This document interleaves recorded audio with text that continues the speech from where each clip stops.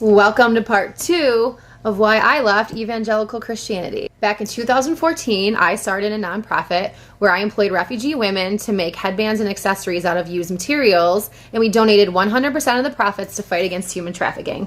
This kind of made me like a golden child at my church. I was able to speak at events, I was able to travel to other churches, to schools and colleges to talk about this mission. Here's me in my social justice glory.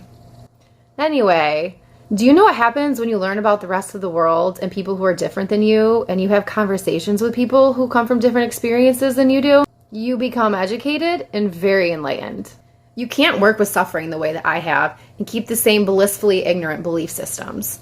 I no longer cared about being a good Christian woman, so all of the women's conferences and the Bible studies no longer applied to me because I didn't think any of it mattered as long as there were people out there suffering that needed us. And you know what else I learned while I was trying to be like Jesus through a world lens?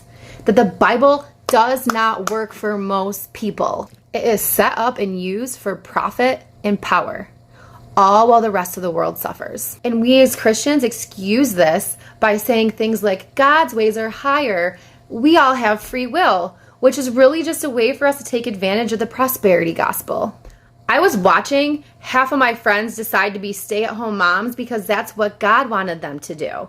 As the women I was working with came from places where they had to work 7 days a week, 15 hours a day, in deplorable conditions, and never even got to see their children. Everybody around me was more concerned with what they wore on Sundays, who their social circle was, who the new celebrity pastors were, like Carl Lentz, how awesome and big their new church was, how fancy their marketing materials were, how their rock band was on Sunday. They were praying for new jobs, they were praying for new houses, and I was working with people who were just trying to survive. Then the refugee crisis of 2015 happened, and we were watching babies washed ashore that were escaping from war-torn countries. And the Christians around me were screaming, "Don't let them into America."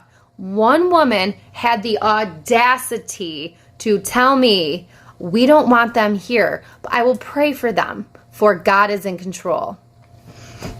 You know what, lady? You and the rest of the America First Christians can kindly go fuck yourselves. I was shocked, I was hurt, I was disgusted. And I realized in that moment in 2015 that I no longer wanted anything to do with American Christianity.